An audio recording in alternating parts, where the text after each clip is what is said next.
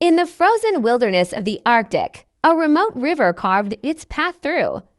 The icy landscape, this river often overlooked, harbored secrets that only the bravest dared to uncover. Local fishermen began reporting strange sightings of massive white-form thrashing. In the icy water, its movements, desperate yet oddly constrained. Rumors spread through the nearby settlement of Calico polar bear had been trapped and tangled in something unnatural. Biologist Dr. Elena Markov had been studying Arctic wildlife for over a decade. When the reports reached her, she was skeptical but intrigued. A polar bear in the river, and injured, she questioned over a crackling radio connection to the locals, the Arctic's apex predators rarely ventured into the fast-flowing waters, especially during the harsh winter months, yet the urgency in the fisherman's voice compelled her to assemble a small team of researchers and rescuers. Elena's team, including wildlife photographer Ben Harris and veterinary specialist Dr. Aisha Karim, set out on snowmobiles equipped with survival gear, tranquilizers, and medical supplies. After hours of travel through biting winds and blinding snow, they arrived at the riverbank. The scene was as eerie as it was heartbreaking. The polar bear was barely recognizable. Its once pristine white coat was mottled with mud and blood, and its massive form shuddered with exhaustion, covering its legs, torso, and even parts of its face. Were barnacles thousands, perhaps millions? The barnacles weren't ordinary. They seemed parasitic, gripping the bear's flesh and weighing it down. Each movement was a struggle, each breath a laborious rasp.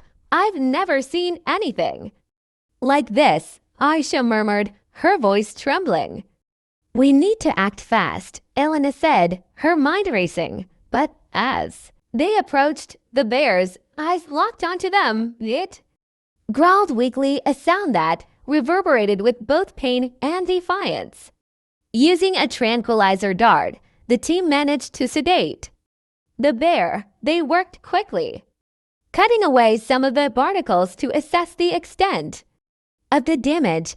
Each barnacle seemed to have embedded itself deeply, almost fusing with the bear's flesh. The sight was horrifying, and the team's initial optimism waned.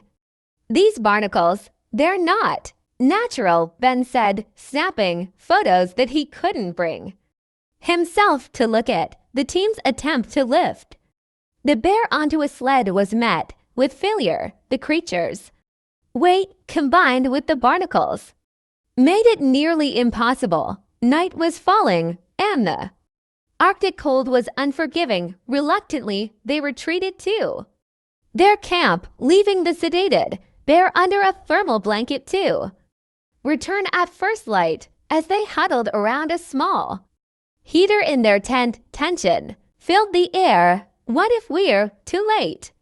Aisha whispered. Elena didn't answer. She stared at the photos Ben had taken, the sight of the barnacles haunting her. Something about them seemed wrong and natural. What had done this to the bear? Morning brought no reprieve. When the team returned to the bear, they discovered more barnacles had appeared overnight, spreading like a disease. The team was baffled. Barnacles were marine organisms. They didn't grow on mammals, let alone at this rate. It's like they're alive, Aisha said, her gloved hands trembling as she examined the growths. Elena's unease deepened. She sent samples of the barnacles to a nearby research facility for analysis, but knew results would take days. In the meantime, they had to move the bear to safety, with reinforcements arriving. Local volunteers and additional equipment. They finally managed to load the bear onto a sled and began the arduous journey back to their base. As the team traveled, strange things began to happen. The sleds Motors sputtered and failed, forcing them to pull the bear. Manually, the radio emitted static-filled whispers, though. No one was broadcasting, and then the barnacles began to move. It started subtly. A slight twitch, a shift in texture, but soon, the barnacles seemed to writhe, their small tendrils reaching out as if searching for new hosts. The team was horrified. "This isn't possible," Elena said, her voice a mix of fear and disbelief. "We need to quarantine it," Aisha urged. "Whatever this is, it's not just a biological anomaly. It's something else." That night, as the team camped in a remote clearing, the barnacles' movement intensified. The bear, still sedated but restless, began to thrash violently. Suddenly, one of the volunteers screamed.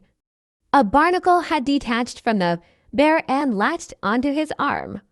He clawed at it desperately, but it wouldn't let go. Panic erupted. Elena grabbed a knife and managed to cut the barnacle free, but the damage was done. The man's arm was covered in blackened veins, and he collapsed, unconscious. "We're not dealing with parasites," Ben said, his voice shaking.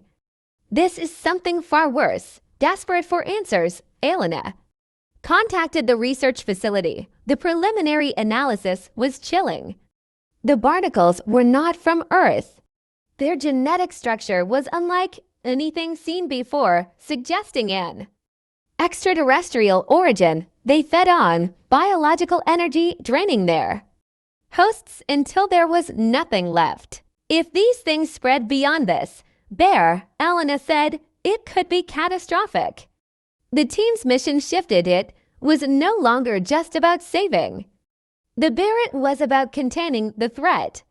Using flamethrowers and other improvised weapons, the team fought back against the barnacles, which had begun detaching and attacking independently. The bear, now fully awake but weak, seemed to sense their efforts and cooperated as best it could. In a climactic battle at the edge of the river, the team managed to burn the remaining barnacles. The bear, though scarred and weakened, let out a triumphant roar. The alien threat was neutralized for now. Back at the base, the bear was treated for its wounds. The team monitored it closely, ensuring no remnants of the barnacles remained. Slowly, the bear began to recover, its strength returning bit by bit. Elena and her team documented their ordeal, sending their findings to global authorities. The Arctic's secrets were darker and more dangerous than anyone had imagined, but their efforts had prevented a potential global catastrophe. As the bear was released back into the wild, Elena watched it disappear into the icy expanse.